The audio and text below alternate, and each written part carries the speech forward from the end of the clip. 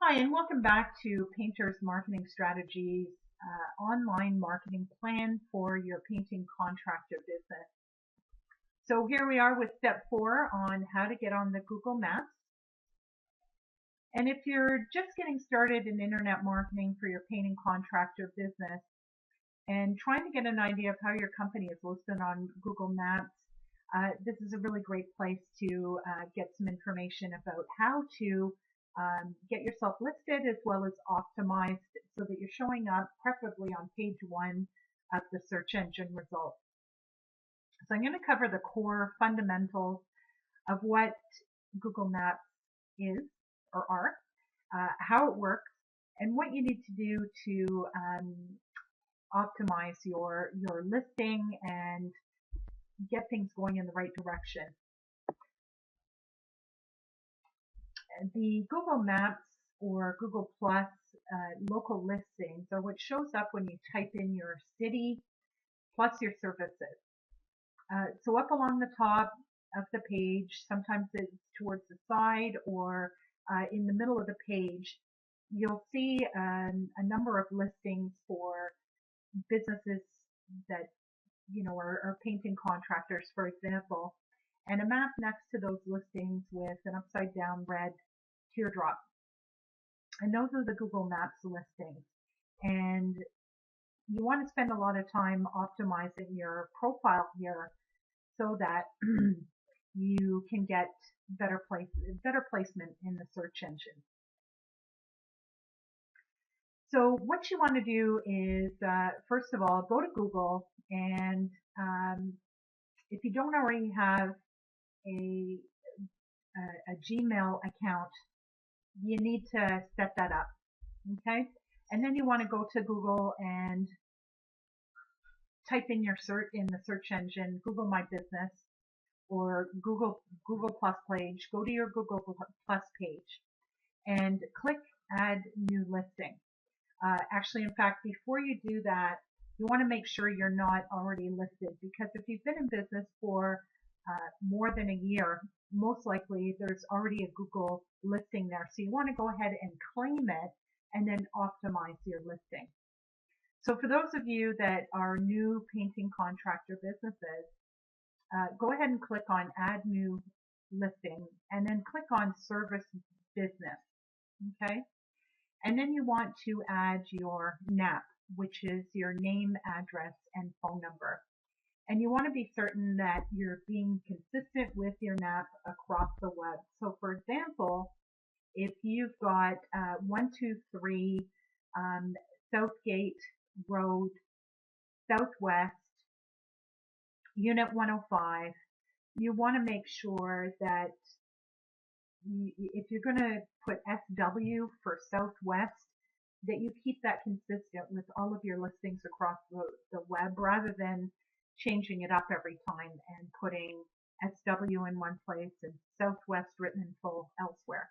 Okay, so be consistent with your NAP. You want to add or revise your business name and, of course, your address and phone number details. So, as we said earlier, let's say your business location is in Unit 17. You want to be sure that in all of your listings, it says Unit 17 rather than the pound sign and 17 in some places. Okay, because Google goes back and looks at the other listings for your business to, make sure that it's a legitimate business. Okay. You want to select the appropriate categories from your business from the drop-down menus that you see, complete the hours of operation, and in addition to that, you want to upload 10 photos and 5 videos. At last check, your Google Plus page gave you up to space for adding up to 10 photos and 5 videos, so you really want to take advantage of that. The more information you can put in there, the better, and the more your prospects are going to feel comfortable about picking up the phone and contacting you for a quote. Okay, so in terms of photos, what I typically recommend is that you add your your logo, a picture of yourself as the owner, a picture of your team, picture of your trucks at the very minimum. And then in addition to that, begin adding some photos of some jobs you've completed. In terms of videos, you don't have to go out and hire a professional videographer or anything like that. You can simply record a couple of videos directly from your smartphone or your iPhone, upload those to YouTube, and then take those links and post them, the YouTube links, and post them into your Google Plus profile.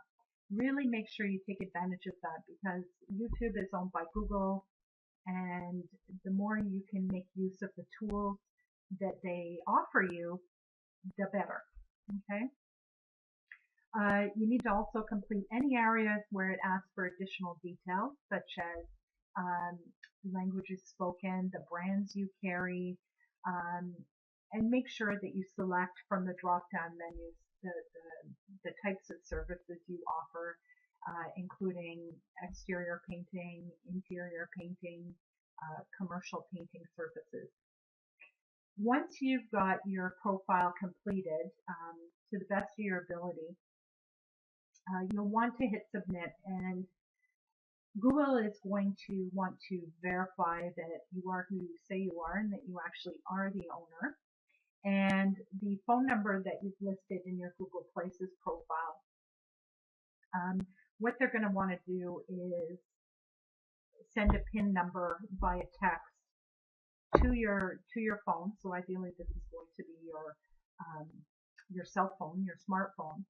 And then you want to put that PIN number into the field that Google provides. Now, in some cases, especially if you're a new business, you're not going to have that option. And it's going to ask you if you want to receive your PIN via the mail. Now, this can take up to 2 weeks to get your PIN via the mail, and it's just going to delay the whole process for you. If you haven't got the option of having your PIN sent to your cell phone, there's not much you can do. But ideally, that's how you want to verify your business. So beyond filling out your Google Plus profile, you then want to start building out as many citations as you can from directory listings. So we're talking about things like Angie's List, Yellow Pages. You want to duplicate that NAP that you put into your Google Plus profile in all of those other directory listings. Okay, and there's certainly a number of major online listings that you want to make sure you show up in. In addition to that, there's thousands of smaller online directories that over time you can build up your listing in those directories as well. Finally, the best way to optimize your Google Maps listing, or to get it to show up higher in the results for the Google Maps, is to start getting reviews from your clients. And you want to do this as organically as possible. Now, unfortunately, there's people out there that try and game the system.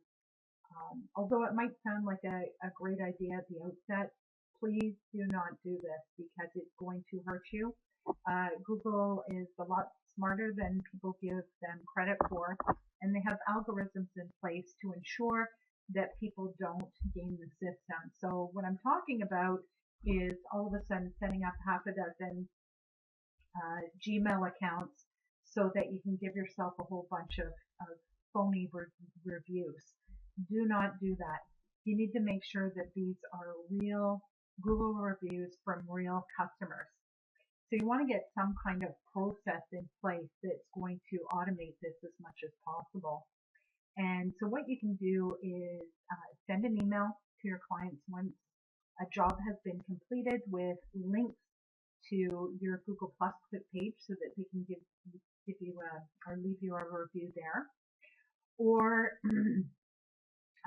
links to your Yellow Pages or your Angie's List or your Yelp listing. And then that way they can leave you a review in any number of different ways. Okay. Anytime somebody says to you, I'm so happy with the job you've done, I really love the paint job, that's an opening for you to be able to say, well, great. Would you be willing to write a short testimonial for me? And you can post those directly on your website. You can also send out a follow-up postcard after jobs have been completed. Send it out by snail mail and with I guess pre-stamped postcards. Basically, just asking your clients if they'd be willing to review you with a space that they can fill out this review and drop it back in the mailbox for you. So hopefully some of these tips have been helpful. Stay tuned for our next video, which will cover step 5.